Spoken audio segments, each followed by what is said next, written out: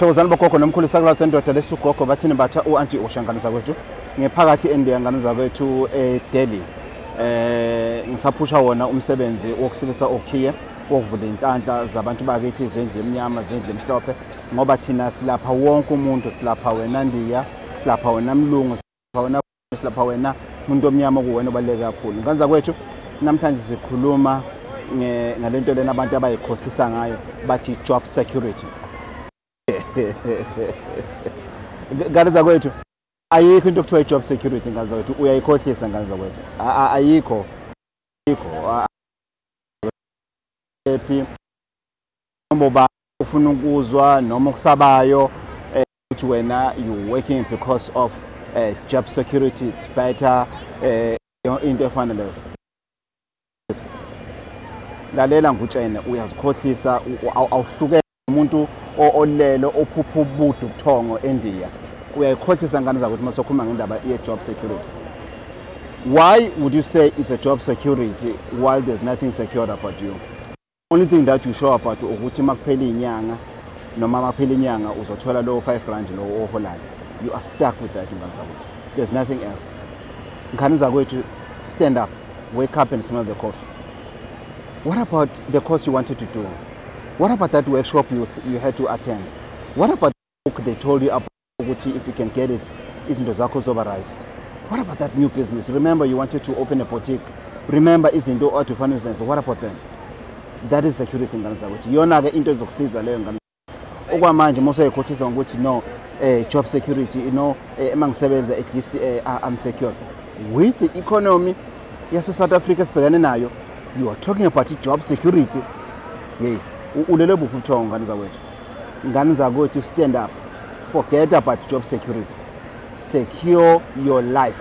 There's something called life security, not job security. Life security is to make sure what you think beyond your salary. You think beyond that small income you're getting in one company. You have multiple incomes. You have a business there. It has some sweet, it has some keke lapana, it has a party tutu lapana. Whatever that comes to your mind, you open it. You start it. There's nothing about it. Atumuntu. No, imagangane. You know, it's not today. I still have to, to find myself. For how long are you trying to find yourself in Gaza? It's Katsilinda wena. Wow, Nganaza. It's all about saying that the just one advice.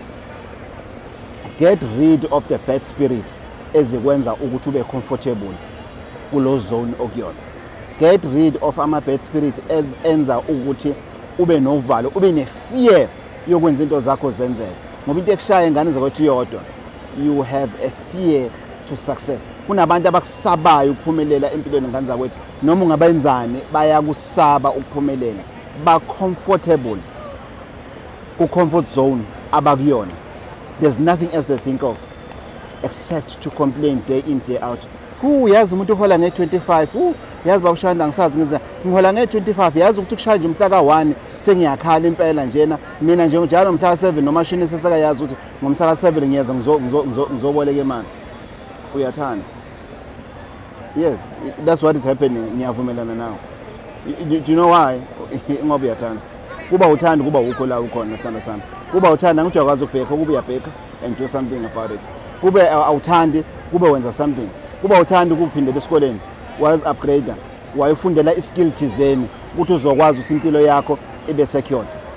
But uyathanda ngane zakwethu. Ula ukhona ngoba uyathanda. Ngane zakwethu a success is a decision. It has nothing to do with umuthi and everything. Success, it's a decision that you need to take about your life. Ngizoshaya lapho ngane zakwethu. Ngizelana ngizovula okhiya abantu abasukumile bathi gogo ngikhathele ukuphila lempilo engiphilayo.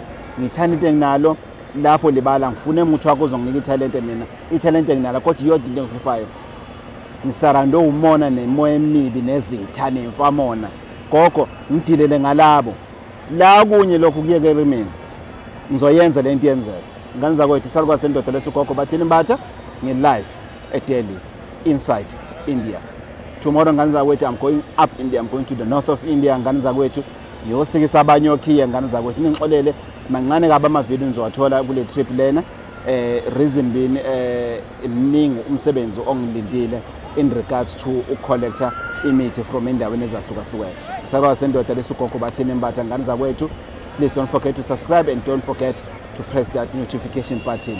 Ngani zakwethu inkosi ithela umusa. Abakini ngathi banganibheka banibheke banithande. Asiyenzeni lento le. Ashoneni khona.